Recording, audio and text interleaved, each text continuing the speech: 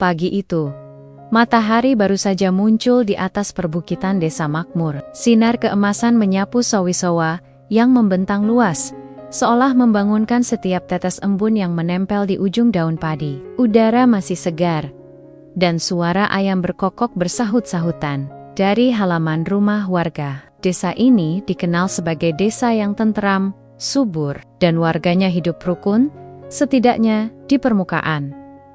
Di tengah deretan rumah sederhana yang terbuat dari kayu dan anyaman bambu, berdirilah sebuah rumah megah bercat putih dengan pagar besi tinggi. Di halaman depannya, terparkir mobil mewah yang jarang terlihat di desa itu. Rumah itu milik Pak Haji Mahfud, sosok yang disebet-sebet sebagai orang paling kaya di desa makmur.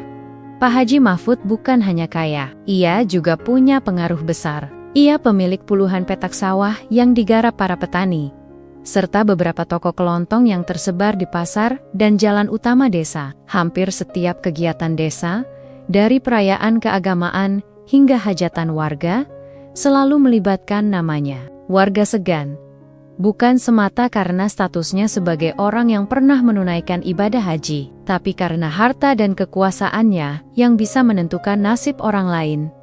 Namun, di balik rasa segan itu, ada juga bisik-bisik yang tak pernah diucapkan. Terang-terangan, banyak warga yang sebenarnya kurang menyukai sifatnya. Sombong dan merendahkan orang adalah kata kota yang kadang muncul di warung kopi, di sela-sela obrolan santai. Tapi siapa berani mengatakannya di depan Pak Haji? Setidaknya, semua tahu. Sekali ia marah, urusan bisa panjang. Pagi itu, Pak Haji Mahfud terlihat berjalan keluar rumah dengan pakaian koko putih rapi, peci hitam, dan tas kecil yang ia bawa kemana-mana. Sepatunya mengilap seperti baru dibeli kemarin. Di tangannya, ia memegang tongkat kayu berukir, bukan karena lemah, tapi sekadar penambah wibawa. Ia berjalan menyusuri jalan desa. Setiap warga yang berpapasan menundukkan kepala, mengucap salam dengan sopan. "Assalamualaikum Pak Haji," sapa seorang ibu muda sambil membawa ember berisi air. "Waalaikumsalam," jawabnya singkat tanpa menoleh. Langkahnya tetap mantap. Ke depan, di tikungan jalan, ia melewati seorang pemuda kurus yang sedang memanggul karung beras. Karung itu terlalu berat hingga pemuda itu terhayang-yong. "Kalau kerja begitu, kapan majunya? Badan kecil, beban berat," komentar Pak Haji dengan nada meremehkan.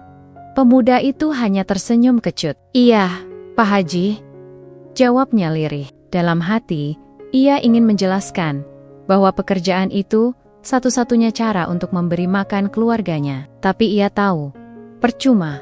Sikap seperti itu sudah menjadi kebiasaan Pak Haji Mahfud. Ia sering memberi komentar yang menusuk hati, seolah-olah kemiskinan adalah aib dan kesalahan pribadi. Pernah suatu kali, seorang ibu tua datang meminjam beras karena kehabisan persediaan. Bukannya memberi dengan ikhlas, Pak Haji malah berkata, "Kalau miskin, jangan malas. Kerja, Allah nggak suka orang malas." Ucapan itu membuat si ibu pulang dengan mata berkokek-kokaka. Di sisi lain desa, di dekat pasar, hiduplah Pak Umar. Seorang kakek tua berusia lebih dari 60 tahun, kulitnya legam karena puluhan tahun bekerja di bawah terik matahari. Tubuhnya kurus, tapi sorot matanya teduh. Setiap pagi, ia memanggul bakul anyaman bambu berisi ketupat yang ia buat sendiri. Di rumah, Pak Umar tinggal di rumah sederhana dari papan kayu, dengan atap seng yang sudah mulai berkarat. Meski hidup pas-pasan, ia jarang mengeluh. "Rezeki sudah diatur Allah," begitu jawabnya setiap kali ada yang bertanya bagaimana kabarnya. Uang hasil jualan ketupat cukup untuk membeli beras dan lauk sederhana bagi dirinya dan istrinya yang sakit-sakatan di rumah. Di pasar, Pak Umar dikenal ramah. Ia hafal nama hampir semua pelanggannya dan selalu menambahkan satu ketupat gratis untuk pembeli yang kelihatan kerepotan mengatur uang receh. Anak-anak kecil suka duduk di dekat lapaknya karena ia sering memberi mereka ketupat mini sebagai hadiah. Namun, nasib mempertemukan dua sosok yang sangat berbeda. Ini Pak Haji Mahfud, dan Pak Umar lebih sering di pasar. Pak Haji kadang mampir untuk mengecek tokonya. Sementara Pak Umar setiap hari berjualan di pinggir jalan pasar yang ramai. Dan meski jarang berbicara langsung, Pak Haji tahu siapa Pak Umar. Baginya, kakek itu hanyalah satu dari sekian banyak orang miskin yang memenuhi desa yang tidak cukup pintar untuk memperbaiki hidupnya. Hari itu, suasana desa makmur begitu damai.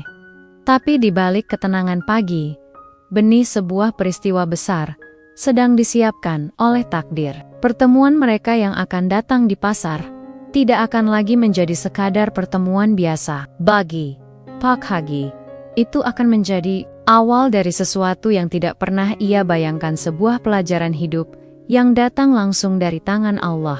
Menjelang siang, pasar desa makmur mulai mencapai puncak keramaiannya. Udara bercampur bau sayuran segar, ikan asin, rempah-rempah, dan gorengan yang sedang digoreng di kios pinggir jalan. Suara riuh bercampur tawa, tawar-menawar, dan teriakan. Pedagang memanggil pembeli, membentuk irama khas. Pasar tradisional yang hanya terdengar di hari-hari pasar besar seperti ini.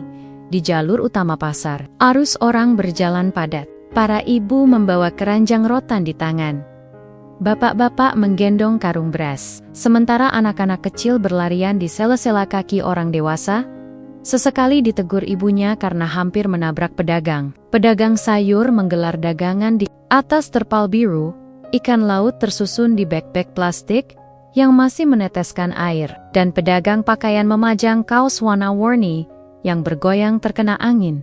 Di ujung jalur yang sedikit lebih lebar, di dekat pohon beringin besar, duduklah Pak Umar dengan lapak ketupatnya. Bakul anyaman bambu berisi ketopot ketupat segitiga tertata rapi di atas meja kecil. Setiap ketupat dibungkus daun kelapa muda yang warnanya hijau cerah, mengeluarkan aroma wangi daun yang segar. Di depannya, selembar kain putih menutupi bagian meja untuk menjaga kebersihan.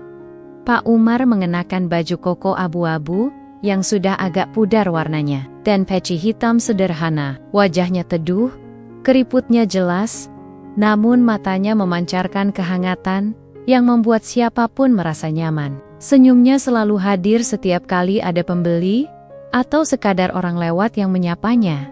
Pak Umar, ketupatnya seperti biasa, 5 ya? Sapa Bu Wati, seorang pelanggan tetap. Iya, Bu Wati. 5 ketupat. 1 bonus, buat cucu panjenengan, biar senang di rumah. Jawab Pak Umar sambil membungkusnya hati-hati. Wah, rezeki terus ya Pak Umar, ucap Bu Wati sambil tersenyum lebar. Rezeki itu dari Allah Bu.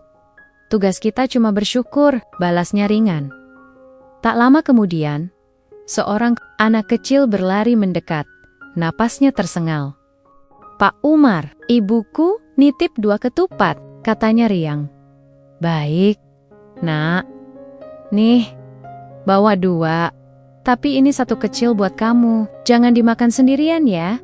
Bagi sama adikmu, kata Pak Umar sambil menyerahkan ketupat mini. Anak itu mengangguk senang, lalu berlari lagi ke arah rumahnya.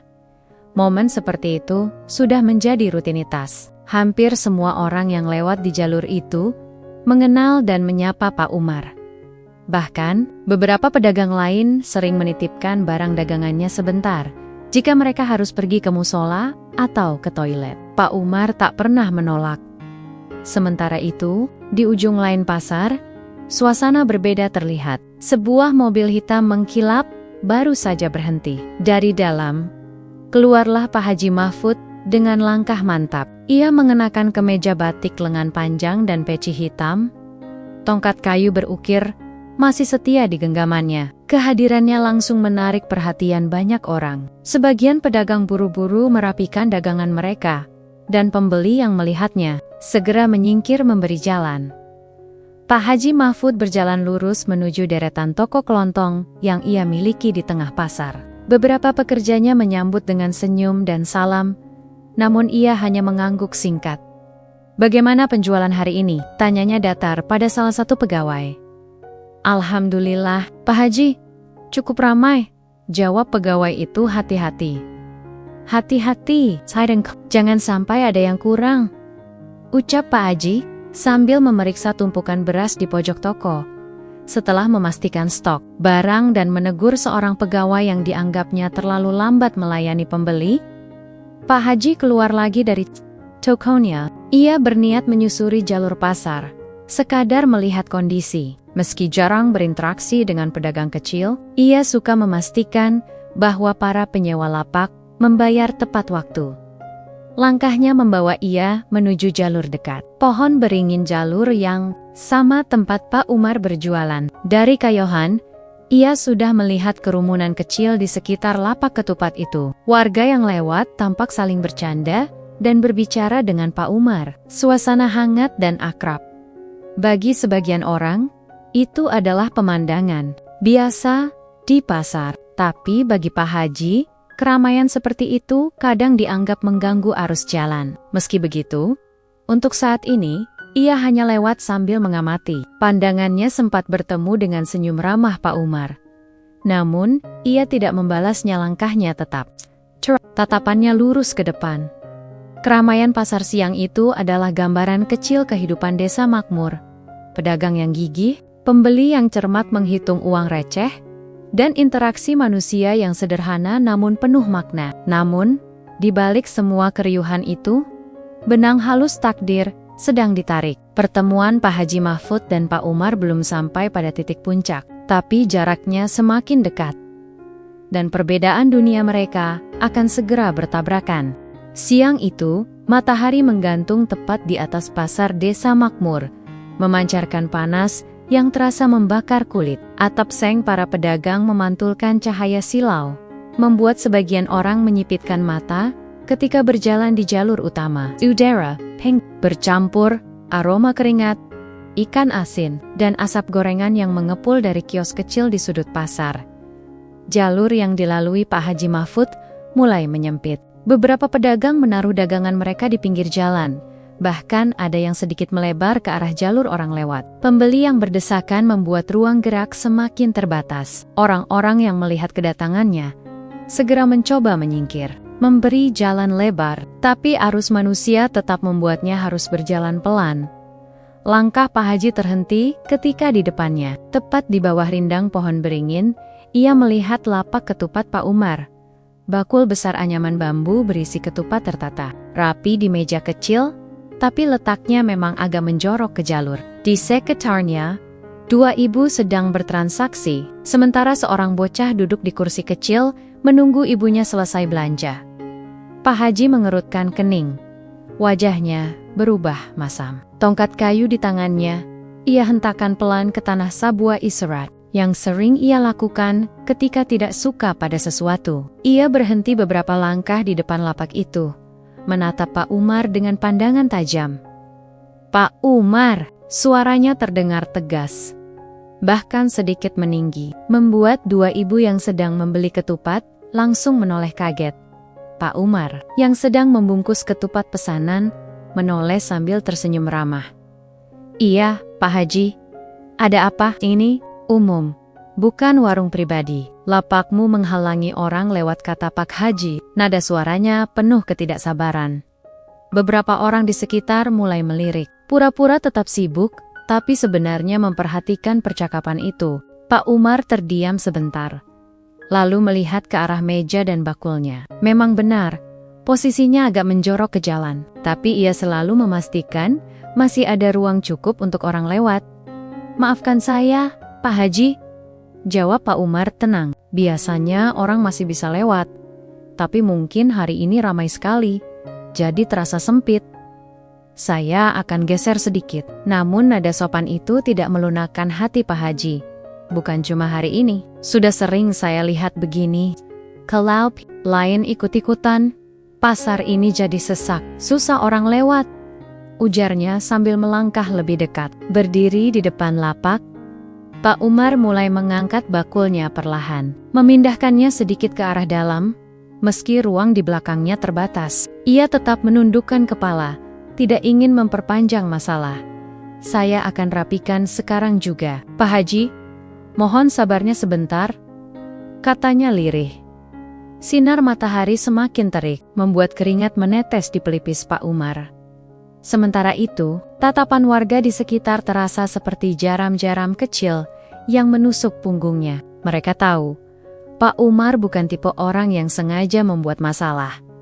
Tapi siapa yang berani membantah Pak Haji Mahfud? Pak Haji berdiri dengan kedua tangan bertumpu pada tongkatnya, menunggu Pak Umar selesai membereskan lapak. Ia tidak mengucapkan terima kasih atau sekadar mengangguk. Bibirnya tetap mengeras, seolah memandang bahwa seorang pedagang kecil seperti Pak Umar memang seharusnya tahu diri di antara kerumunan. Seorang pedagang sayur muda berbisik pada temannya, padahal masih bisa dilewati. Cuma Pak Haji saja yang gak mau sedikit menyingkir. Temannya menggeleng pelan. Jangan keras-keras, bisa repot nanti. Pak Umar, meski merasa hatinya sedikit perih karena teguran itu, memilih diam. Baginya, mempertahankan wajah ramah dan bersikap sopan adalah cara terbaik untuk menghindari keribut. Dalam hati, ia hanya berdoa agar Allah menjaga lisannya, supaya tidak terpancing untuk menjawab dengan nada yang sama. Sudah, begitu lebih baik, ujar Pak Haji akhirnya. Suaranya datar tapi tetap terdengar menekan. Ia melangkah kembali, bersiap melewati jalur yang kini sedikit lebih lapang. Beberapa pembeli yang menepi untuk memberi jalan mulai bergerak lagi. Namun, suasana sekitar lapak Pak Umar masih terasa kaku.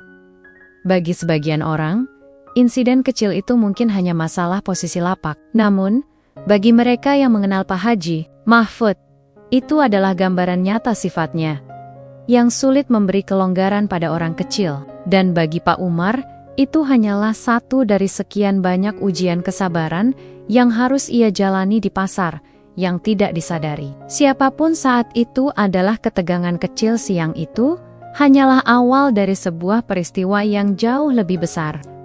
Terik pasar hanyalah pembuka dari panasnya ujian yang akan datang. Siang itu, hawa panas semakin menekan dada. Pasar desa makmur riuh dengan suara orang tawar menawar. Tapi di depan lapak Pak Umar, suasana perlahan mulai memanas. Setelah teguran keras barusan, Pak Haji Mahfud masih berdiri di depan meja kecil. Tatapannya penuh rasa tidak puas. Pak Umar baru saja memindahkan bakul anyaman bambu, berisi ketupat sedikit ke arah dalam, berusaha memberikan ruang lebih lebar di jalur sempit itu. Meski keringat membasahi pelipisnya, ia tetap menunduk, mencoba mengatur napas agar tetap tenang. Beberapa pembeli yang tadinya hendak mampir menunggu dari kejauhan, ragu-ragu mendekat. Namun, entah dorongan apa yang merasuk, wajah Pak Haji Mahfud tiba-tiba mengeras. Ia mengangkat sedikit tongkatnya, lalu melangkah maju, tanpa peringatan. Kakinya menghantam sisi bakul ketupat itu dengan tendangan keras. Bakul terpelanting dari meja kecil. Isinya tumpah berhamburan ke tanah becek yang lembab sisa hujan semalam. Suara blak dari benturan bakul, disusul suara plak-plak ketupat yang jatuh berserakan. Beberapa ketupat langsung terguling ke tengah jalur, dan malang tak dapat ditolak. Beberapa orang yang sedang berjalan tak sempat menghindar. Krak, suara ketupat terinjak kaki seorang pembeli yang terburu-buru, sementara yang lain menginjak tanpa sengaja, membuat daun kelapa pembungkusnya sobek dan isi nasi ketupat tumpah ke lumpur. Kerumunan seketika terdiam. Warga yang melihat hanya bisa memandang. Sebagian membelalak kaget. Sebagian lainnya menutup mulut menahan seruan. Tindakan Pak Haji Mahfud jelas bukan sekadar teguran itu penghinaan di depan umum. Lain kali, tahu diri, jangan sampai jalanku terhalang lagi, ujar Pak Haji dengan nada dingin. Matanya menyapu sekeliling, memastikan semua orang mendengar. Beberapa pasang mata segera mengalihkan pandangan, pura-pura sibuk dengan dagangan masing-masing. Pak Umar tertegun.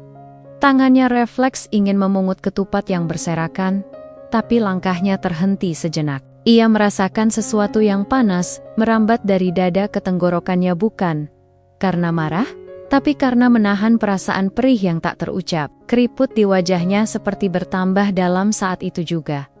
Dengan perlahan, ia berjongkok. Yang kurus, memungut satu persatu ketupat yang masih utuh.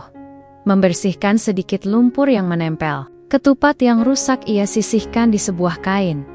Tidak lagi layak dijual. Beberapa warga di sekitar bergerak maju, seperti ingin membantunya. Seorang ibu pedagang sayur melangkah mendekat. Tapi tiba-tiba ia terhenti ketika Pak Haji melirik tajam. Ibu itu hanya menunduk, lalu mundur kembali ke lapaknya. Anak muda yang berjualan pisang di sebelah juga terlihat gelisah. Tangannya hampir terulur untuk membantu. Tapi pandangan takut membuatnya menarik kembali jemarinya. "Sabar ya, Pak Umar," bisiknya lirih. Cukup hanya terdengar oleh dirinya sendiri. Pak Umar tidak mengangkat kepala. Di sela napasnya yang berat, bibirnya bergetar mengucapkan istighfar berulang kali. Astagfirullah, astagfirullah, astagfirullah. Suaranya pelan, namun jelas bagi yang berdiri dekat. Meski matanya mulai basah, ia tidak membiarkan air mata jatuh di hadapan banyak orang. Baginya, menangis di depan umum hanya akan memperlihatkan kelemahan, dan ia tidak ingin itu menjadi bahan gunjingan. Yang bisa ia lakukan hanyalah menahan rasa sakit di hati, sambil terus memungut ketupatnya yang kotor. Pak Haji Mahfud, tanpa rasa bersalah, melangkah pergi. Tongkatnya menghentak tanah di setiap langkah. Seakan tindakannya barusan adalah sesuatu yang ia tidak menoleh lagi. Bahkan tidak memberikan waktu bagi Pak Umar untuk berkata apapun. Setelah sosoknya menghilang di tikungan pasar, suasana di sekitar lapak Pak Umar perlahan kembali bergerak. Beberapa warga akhirnya memberanikan diri membantu. "Pak Umar, sini saya bantu angkat," ujar seorang pemuda sambil memungut bakul anyaman yang tergeletak di tanah. "Terima kasih, Nak," jawab Pak Umar lirih. Suaranya serak. Seorang ibu yang membeli ketupat tadi mendekat. "Maaf ya Pak, tadi saya nggak bisa bantu." Takut, ucapnya pelan, seperti merasa bersalah. Pak Umar hanya tersenyum tipis. "Tidak apa-apa Bu, Allah Maha melihat." Namun, meski ia berusaha terlihat tenang, di dadanya tersimpan luka yang dalam. Ia tahu, harga dagangannya hari itu sudah banyak yang rusak dan tak bisa dijual. Tapi yang lebih menyakitkan bukanlah kerugian materi, melainkan perlakuan yang mempermalukannya di depan banyak orang, perlakuan yang seolah menegaskan bahwa dirinya tak lebih dari penghalang jalan bagi seorang yang merasa lebih tinggi di ujung jalur. Beberapa orang masih berbisik-bisik, ada yang menggelengkan kepala, ada yang menatap kosong. Semua tahu, insiden itu akan menjadi bahan pembicaraan lama di pasar. Namun, tak satu pun yang berani mengkritik Pak Haji Mahfud secara langsung di tengah lumpur dan ketupat yang rusak. Pak Umar kembali duduk di bangku kecilnya. Ia menatap bakul yang kini tak lagi penuh seperti tadi. Tangan tuanya meremas kain di pangkuan. Lalu sekali lagi, ia berbisik lirih. "Astagfirullah, mungkin ini ujianmu ya Allah."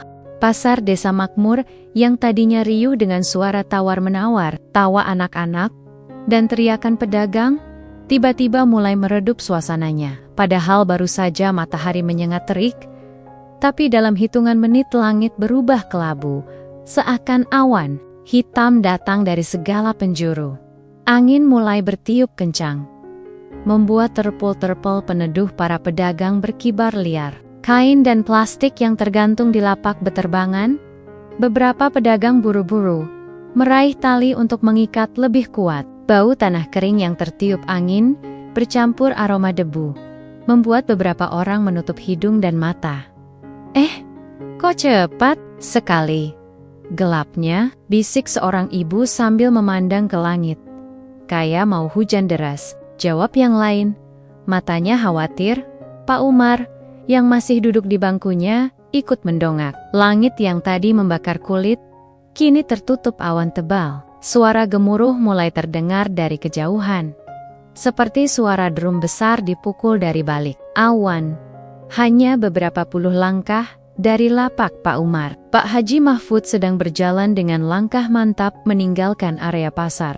Tongkat kayu berukirnya sesekali menghentak tanah, seolah menandai setiap langkah penuh wibawa. Namun, Angin yang makin kencang membuat sorban di lehernya terlepas sedikit. Berkibar di sisi bahu, tiba-tiba kilatan cahaya menyambar dari langit petir pertama. Kilatan itu memantul di seng-seng lapak, membuat beberapa orang terperanjat dan menjerit kecil. Tak lama kemudian, gemuruh petir menyusul, lebih keras dan lebih dekat dari sebelumnya. Pak Haji Mahfud melangkah sedikit lebih cepat, tapi baru beberapa meter ia berjalan, tubuhnya terlihat goyah. Tongkatnya yang kokoh tak lagi menghentak lantai pasar dengan mantap, melainkan goyah seperti mencari tumpuan. Wajahnya perlahan pucat. Napasnya terdengar berat. Tangan kirinya terangkat siala menkoba, meraih udara, atau meminta seseorang membantunya. Langkahnya terhenti. Lalu ia terhuyung ke samping. "Pak Haji?" Suara seorang pedagang buah memanggil pelan, ragu-ragu, kakinya tiba-tiba kaku, seperti kehilangan kekuatan. Ia mencoba melangkah, tapi tubuhnya terasa berat, seakan ada beban. Tak terlihat yang menahannya. Mulutnya bergerak-gerak, tapi suaranya serak, seperti tertahan di tenggorokan. Hanya suara napas terputus-putus yang terdengar.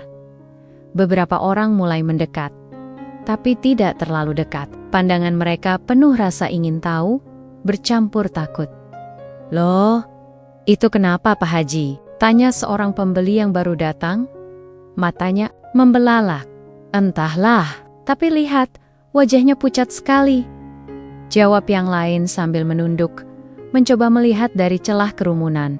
Langit semakin gelap, angin makin kuat, membuat beberapa barang dagangan beterbangan. Lalu hujan turun, bukan gerimis, tapi deras, seperti tumpahan air dari langit. Suara hujan menghantam seng dan terpal, membuat suasana semakin bising. Namun, di tengah bising itu, perhatian semua orang tertuju pada sosok Pak Haji Mahfud yang terhuyung-huyung. Petir kembali menyambar, kali ini lebih dekat.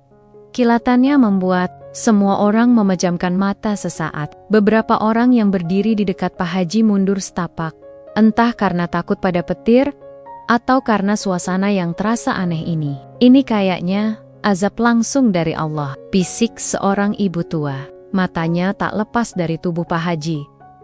"Jangan sembarangan bicara," sahut seorang bapak, meski suaranya sendiri terdengar ragu.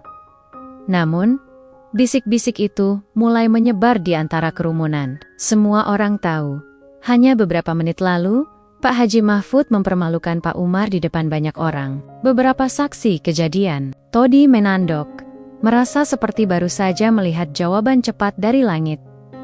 Pak Haji mencoba berkata sesuatu, tapi lidahnya terasa berat. Yang keluar hanya gumaman tak jelas. Matanya terbelalak, seperti ingin menjelaskan atau meminta pertolongan. Namun tak ada kata yang mampu ia ucapkan. Seorang pedagang sayur mencoba mendekat. "Pak Haji, duduk dulu sini," serunya sambil menunjuk bangku kayu di lapak terdekat. Tapi sebelum sempat membantunya, Pak Haji jatuh berlutut. Tongkatnya terlepas, jatuh menimpa genangan air hujan. Beberapa orang mulai panik. Ada yang berlari memanggil keluarganya, ada yang hanya mematung menatap, tapi tak sedikit yang berbisik-bisik sambil menutup mulut, membicarakan peristiwa itu sebagai balasan yang datang secepat kilat. Hujan terus mengguyur, membasahi seluruh tubuh Pak Haji Mahfud. Sorban dan pecinya sudah miring, bajunya basah kuyup. Di sudut pandang kerumunan, Pak Umar duduk di bangkunya, memandang dengan tatapan yang sulit diartikan. Tidak ada senyum puas, tidak ada tatapan marahannya, wajah teduh yang menatap hening. Bibirnya bergerak pelan, mengucapkan kata yang hanya terdengar oleh dirinya sendiri. "Semoga ini jadi pelajaran Pak Haji." Suara petir kembali memecah. Langit seolah menegaskan bahwa peristiwa itu bukanlah kebetulan. Dalam hati banyak orang di pasar, keyakinan tumbuh bahwa apa yang mereka saksikan adalah peringatan dari Allah, balasan yang tak menunggu lama untuk turun.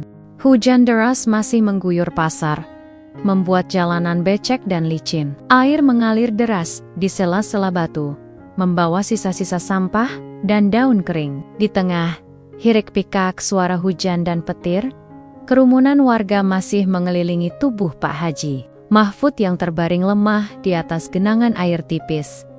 Beberapa pedagang mencoba mengangkatnya, namun tubuhnya terasa aneh. Berat sekali, seperti menahan beban. Keluh seorang pemuda yang mencoba membantu. Tangannya dingin, bahkan lebih dingin dari air hujan yang membasahi. Nafasnya terdengar berat. Dadanya naik turun tak teratur. "Cepat, cari keluarganya!" teriak seorang bapak parubaya. Beberapa warga langsung berlari menembus hujan, menuju rumah besar Pak Haji yang tidak terlalu jauh dari pasar. Di antara suara hujan, terdengar bisik-bisik yang makin menambah ketegangan.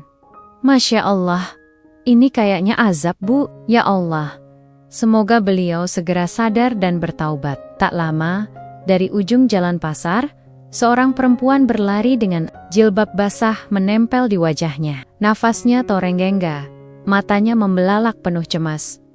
Itu Bu Haji Mahfud. Begitu sampai, ia langsung berlutut di sisi suaminya. Bang, ini aku," panggilnya sambil mengguncang bahu Pak Haji. Air mata bercampur air hujan membasahi pipinya.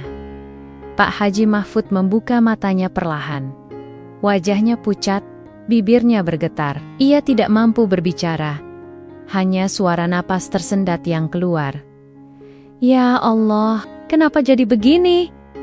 Bu Haji menangis keras. Tangannya memegang wajah suaminya yang dingin. Tolong bawa beliau pulang," serunya pada warga. Dengan susah payah, beberapa orang mengangkat tubuh Pak Haji.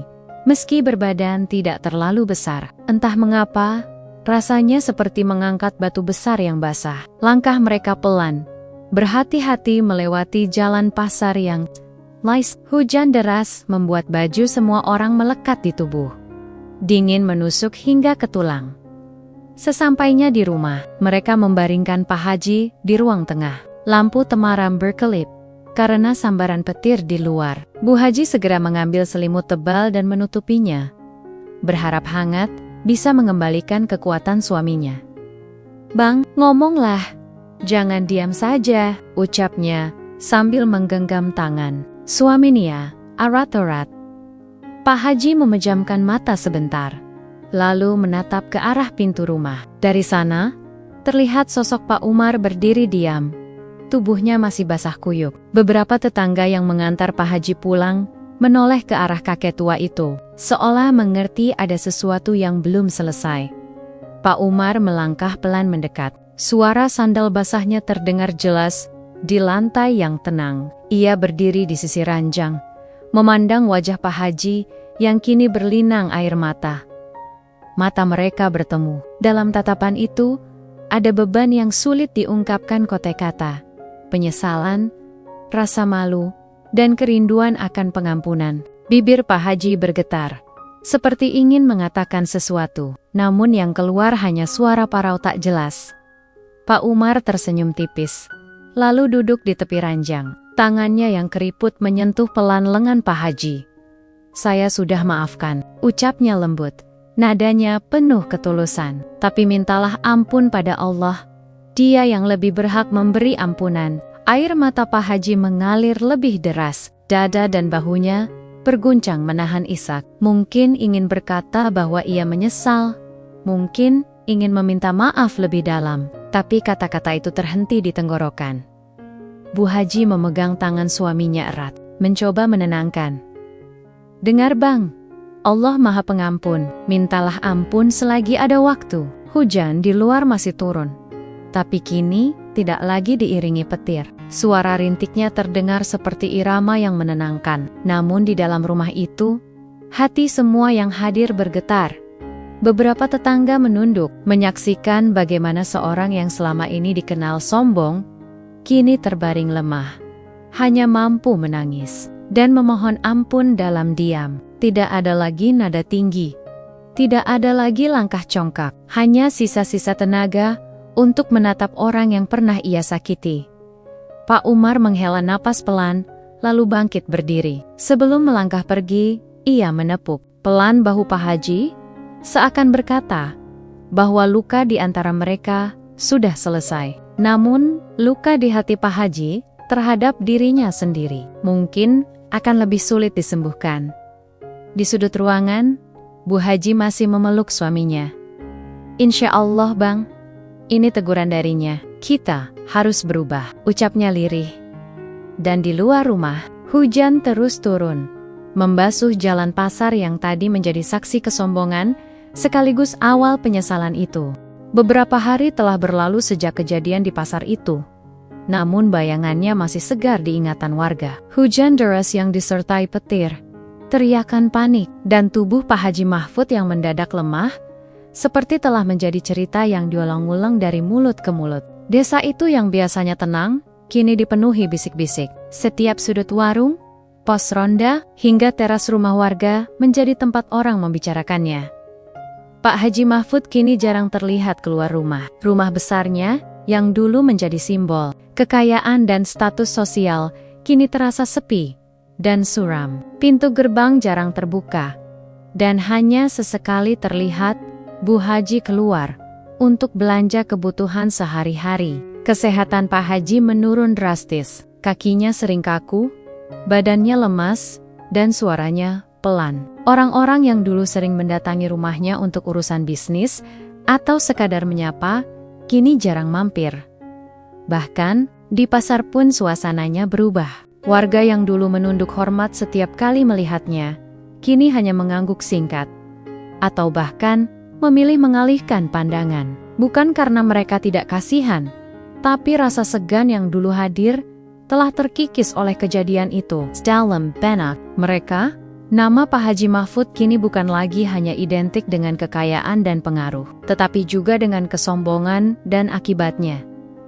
Sementara itu, di sudut pasar yang teduh di bawah pohon besar, Pak Umar tetap berjualan seperti biasa.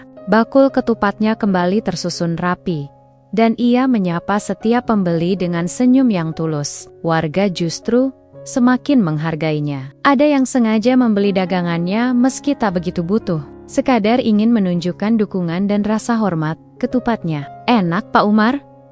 Saya beli 5, kata seorang ibu muda sambil menyerahkan uang. Terima kasih, Bu. Semoga berkah, jawab Pak Umar dengan senyum hangat. Tidak ada keluhan dari mulutnya soal kejadian kemarin. Tidak ada dendam yang ia tunjukkan. Bahkan, ketika ada warga yang mencoba membicarakan kelakuan Pak Haji Mahfud, Pak Umar hanya tersenyum dan berkata, "Semoga Allah memberi kita semua hati yang sabar." Sikapnya membuat banyak orang kagum. Mereka menyadari bahwa kesabaran dan kerendahan hati jauh lebih berharga daripada harta melimpah atau status tinggi. Pak Umar, dengan lapak sederhana dan pakaian yang sering basah karena hujan pasar, kini menjadi simbol keteguhan hati di mata warga desa.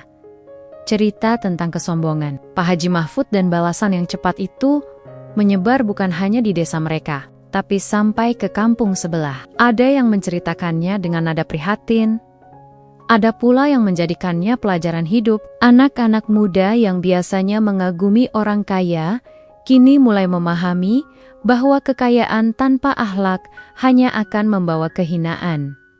Di rumahnya, Pak Haji Mahfud sering duduk termenung di kursi dekat jendela, memandang keluar. Terkadang ia melihat Pak Umar melintas di jalan depan rumahnya, mendorong sepeda tua dengan bakul ketupat tergantung di stang. Tatapan itu selalu membuat dadanya sesak, bukan karena marah, tapi karena penyesalan yang menumpuk.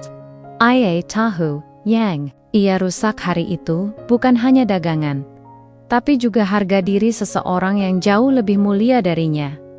Bu Haji sering duduk di sampingnya, membacakan ayat-ayat Al-Quran dengan suara lembut. "Bang, semua ini ada hikmahnya," ucapnya suatu sore. "Kalau dulu kita lupa pada Allah, mungkin ini karunia mengingatkan." Pak Haji hanya mengangguk pelan. Matanya berkaca-kaca. Ia sudah pernah meminta maaf pada Pak Umar, dan dimaafkan.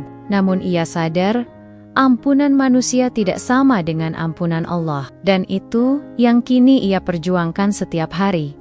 Hari-hari berlalu, namun cerita itu tetap menjadi buah bibir. Bahkan ketika musim panen tiba, dan topik pembicaraan warga mulai bergeser ke harga gabah dan cuaca, kisah tentang hari ketika langit gelap di pasar masih diingat. Warga menggunakannya sebagai contoh saat menasihati anak Kanok. "Jangan sombong, Nak. Lihat saja nasib Pak Haji Mahfud." Pada akhirnya, nama Pak Haji Mahfud yang dulu melambung karena kekayaan, kini menjadi pelajaran pahit bagi banyak orang. Bukan untuk dijadikan bahan ejekan, tetapi sebagai pengingat bahwa kesombongan hanya akan membawa kehinaan, sementara nama Pak Umar yang dulunya hanya dikenal sebagai penjual ketupat di pojok pasar, kini diucapkan dengan rasa hormat. Ia telah menunjukkan bahwa kemuliaan tidak diukur dari harta atau kedudukan, tetapi dari hati yang sabar dan lisan yang terjaga. Dan begitulah, di desa itu, dua nama ini hidup berdampingan dalam cerita warga. Satu menjadi peringatan, satu menjadi teladan. Cerita mereka berakhir di sini. Namun pesannya terus bergema: kesombongan meruntuhkan, kesabaran meninggikan.